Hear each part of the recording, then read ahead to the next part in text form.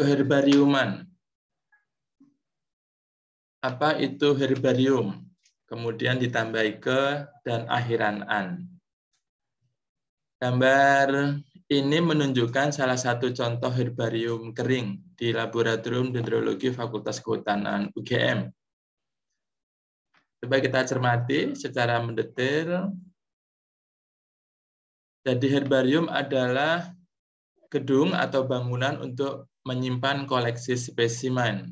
Nah, koleksi spesimen sendiri itu karena kita bicara dendrologi, tentunya spesimen tumbuh-tumbuhan, sebagaimana yang ada di kanan bawah ini.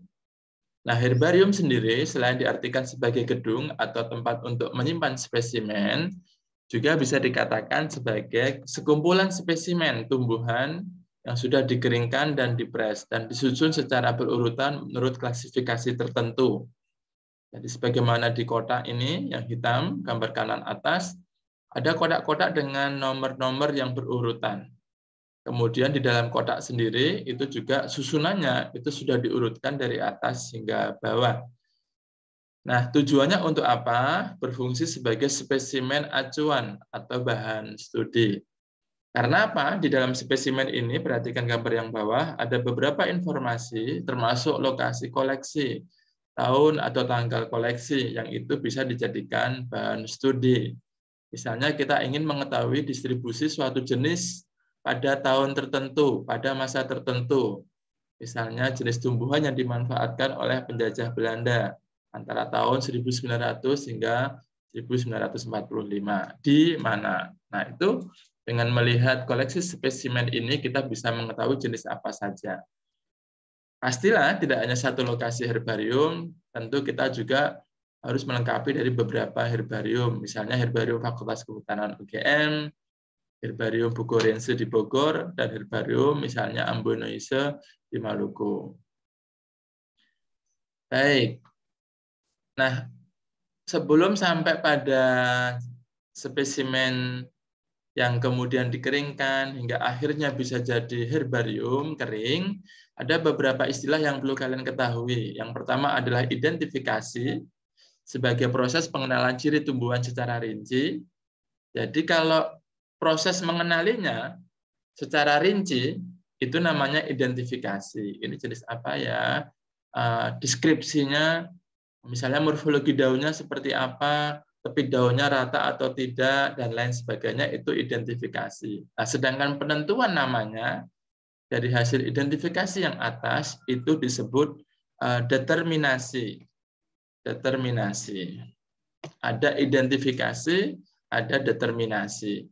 Nah, untuk membuat herbarium kering, sekarang saatnya kita mengetahui alat dan bahannya. Ada mounting paper, ada kertas casing, kertas yang membungkus itu, kemudian benang tebal dan jarum, isolasi kertas ya, sebagai isolasi, ada gunting, pinset, lem, dan amplop kertas.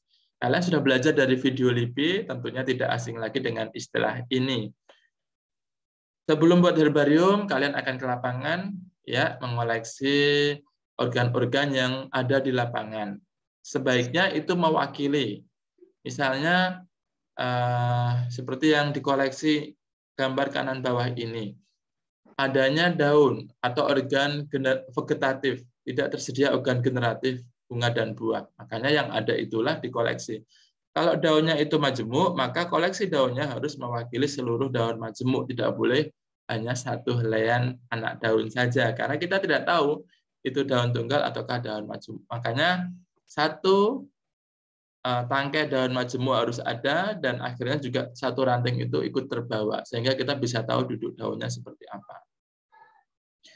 Termasuk beberapa ciri lapangan yang tidak bisa dikoleksi, itu harus dicatat pada tolisit atau buku catatan. Kalau tidak membawa tolisit, kita juga bisa membawa buku catatan kecil begitu, herbarium nomor sekian dengan kulit batang beralur atau mengelupas dan lain sebagainya bisa dituliskan. Jadi yang bisa dibawa ke laboratorium untuk determinasi dan identifikasi silakan dikoleksi, tetapi yang tidak bisa untuk dicatat. Nah, sedangkan di laboratorium sendiri ada proses pembuatan herbarium. Setelah dikoleksi dari lapangan pada slide sebelum ini, Jadi kita membawa kertas koran, kemudian membawa triplek yang coklat ini, kemudian organnya dikoleksi sesuai dengan lebar koran yang dilipat, kemudian dibawa pulang ke laboratorium untuk dikeringkan. Nah, sesampainya di laboratorium, karena proses pengeringan ini membutuhkan panas, makanya yang tadinya dari triplek ini atau kardus, kalau kita tidak begitu jauh dan lama koleksinya, akhirnya kita pindahkan ke triplek ini menjadi seperti aluminium beralur atau bergelombang. Tujuannya adalah untuk mengantarkan panas sekaligus untuk mempercepat penguapan cairan yang ada di dalam organ-organ yang kita koleksi. Kalau pengikatnya tadi menggunakan plastik, mengingat ini nanti akan di dalam oven, makanya pengikatnya juga menggunakan tali dari aluminium yang tahan panas. Kalau tidak punya oven, sebagaimana yang kiri, bisa menggunakan kompor gas dengan cara kurang lebih seperti ini. Yang penting adalah air di dalam organ yang kita koleksi atau spesimen yang kita koleksi itu menjadi kering betul, sehingga ketika nanti disimpan dia tidak disukai atau diincar oleh serangga-serangga karena masih mengandung cairan, apalagi cairannya manis, tentu sangat menarik untuk didatangi. Nah, setelah kering dia akan disusun seperti gambar yang kanan ini, diberi selotip. Kalau dia organnya besar, dia diikat, dijahit dengan menggunakan benang dan jarum. Kemudian di sebelah kiri ini diberi informasi mengenai pertama siapa kolektornya, kapan dikoleksi, kemudian lokasi koleksinya di mana, nama lokal itu apa, disebut apa oleh penduduk setempat. Kemudian di bawah ini adalah nama ilmiahnya dan siapa yang melakukan determinasi dan identifikasi. Untuk buah dan bunga, jika tersedia, biasanya disediakan kotak kecil, sebagaimana yang gambar bawah kanan ini, dimasukkan ke dalam semacam kotak seperti saku kecil yang ditempelkan pada kertas ivory ini. Ya, kertas ivory yang warnanya putih, kertas casing yang warnanya coklat, sebagaimana sampul buku pada zaman dahulu, sampul buku menggunakan seperti ini. Nah, kemudian setelah diikatkan, mungkin juga dijahit. Nah, dari sini kemudian bisa ditutup sehingga akhirnya terlipat rapi sebagaimana yang ada di kiri bawah ini. Masuk ke dalam kotak dan diurutkan berdasarkan abjad juga. Biasanya ini satu famili, bahkan kalau jumlah anggota familinya banyak, ini bisa hanya satu genus begitu.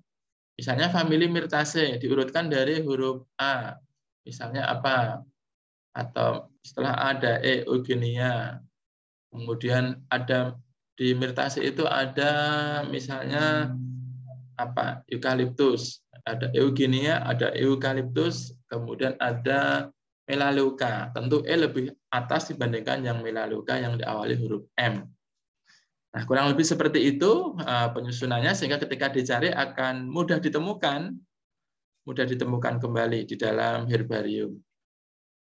Nah, setelah dimasukkan tentunya sudah ada nama karena sudah diidentifikasi dan dideterminasi.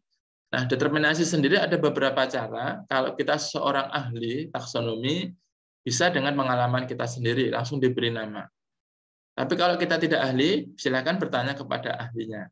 Kalau ahlinya jauh atau sibuk, kalian bisa menggunakan kunci determinasi, menggunakan atlas pohon atau pustaka lainnya, biasanya jurnal atau buku-buku panduan.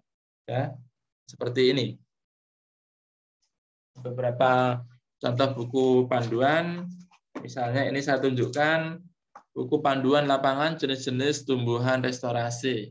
Nah, di dalamnya ada ya gambar-gambar bersama nama-namanya apa saja. Ada gambarnya, ada namanya, ada deskripsinya. Ini tumbuhan restorasi.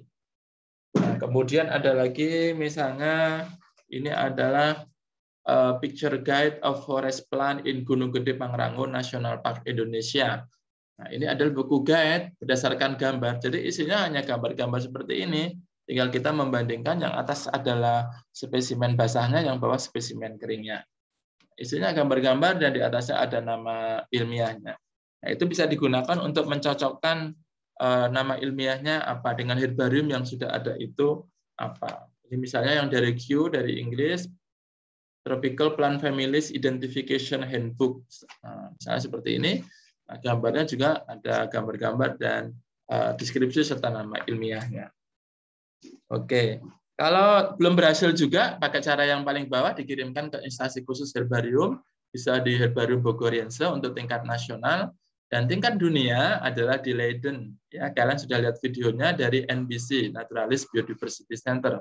Itu adalah herbarium tingkat internasional yang bisa mengidentifikasi seluruh flora di dunia. Saya kira itu dari saya. Terima kasih atas perhatiannya untuk herbarium. Saya cukupkan. Ini hanya review dari minggu lalu. Semoga bermanfaat. Terima kasih. Silakan kalau ada pertanyaan saya buka untuk 1 atau 2 penanya saja dan kita lanjut ke materi selanjutnya.